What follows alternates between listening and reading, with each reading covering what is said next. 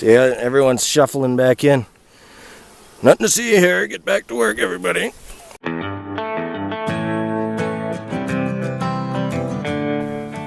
Hey everybody, welcome back to another bee video. You asked for it, so here it is. Glad everyone's interested, but I'm going to try to keep this one as short as possible.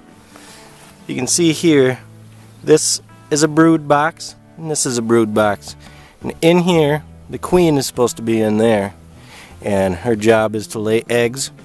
And down here is where we want to keep all the brood and the babies, and they will make plenty of honey and store pollen down in these boxes, and that's theirs to keep for winter and to continue making new bees to survive the winter.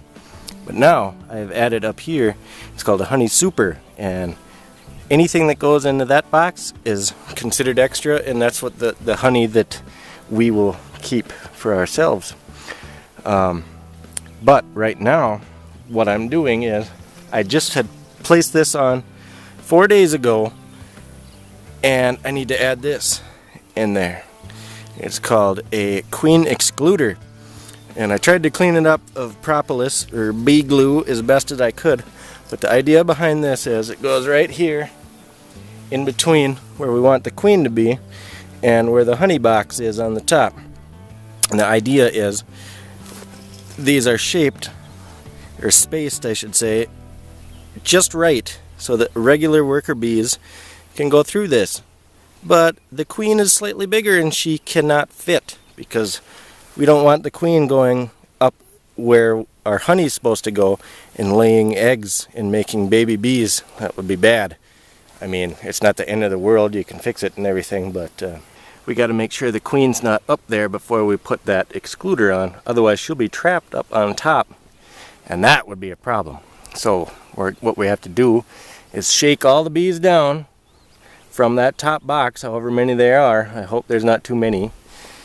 Shake them back down and then put that excluder on and make darn sure that the queen isn't on any of the frames when we replace the box.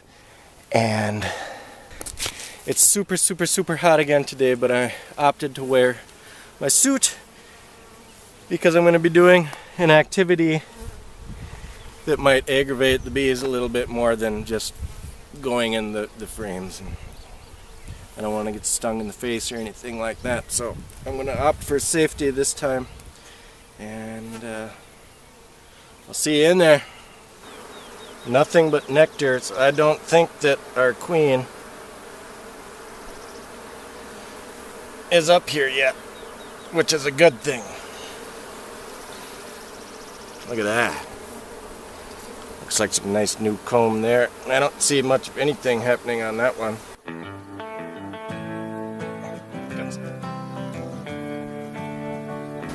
I don't know if that's how you're supposed to do it or not, but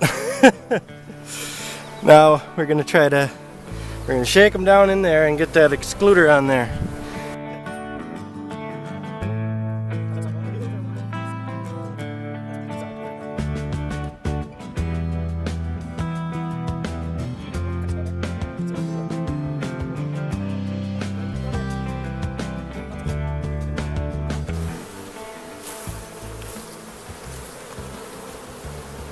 So I'm shaking the bees off of each frame, and then I'm placing them back in that little super box. I don't know if you can, how well you can see. But I'm going to get back down in there just to make sure that I didn't miss the queen or something like that. And this is kind of similar to what you do when you go to harvest the honey as well. Shaking bees is kind of fun.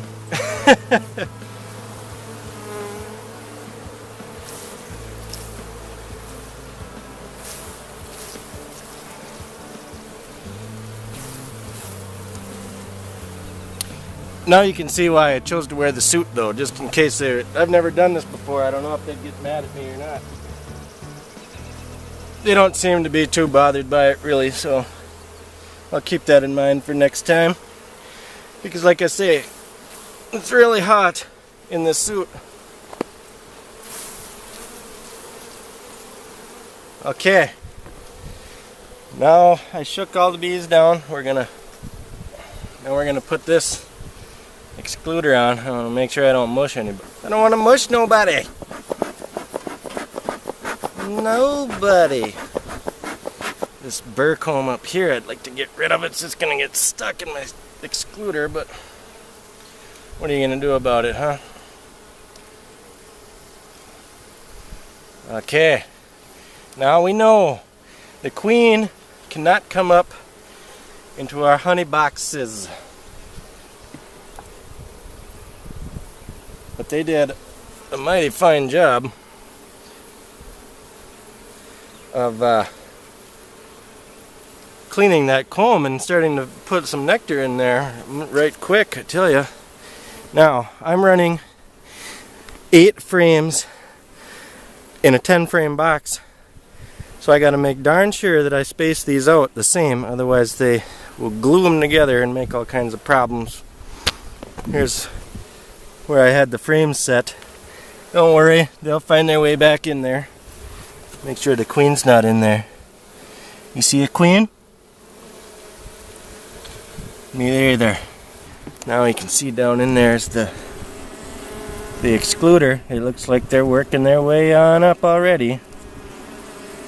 I've heard mixed things about these excluders, but this is my first time, so I don't want to run into problems with having a queen laying eggs up here. So I'm just going to go with this. I don't know if you can see down there. I hope you can, because it's really neat to watch what they're doing. So I'm going to space these frames out equally.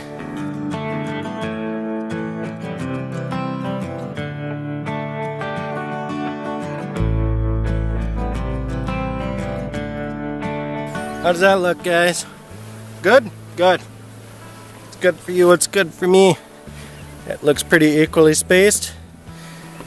That excluder definitely excludes, though, because the bees are having a hard time getting up through there. I mean, they can, obviously, but it definitely slows everything down.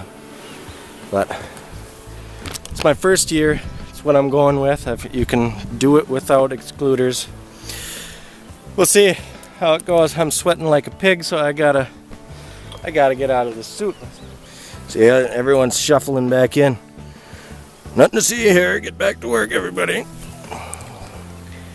I got the top board on here, but this is what I've been doing too. Oh, I'm sweating like crazy. Holy smokes.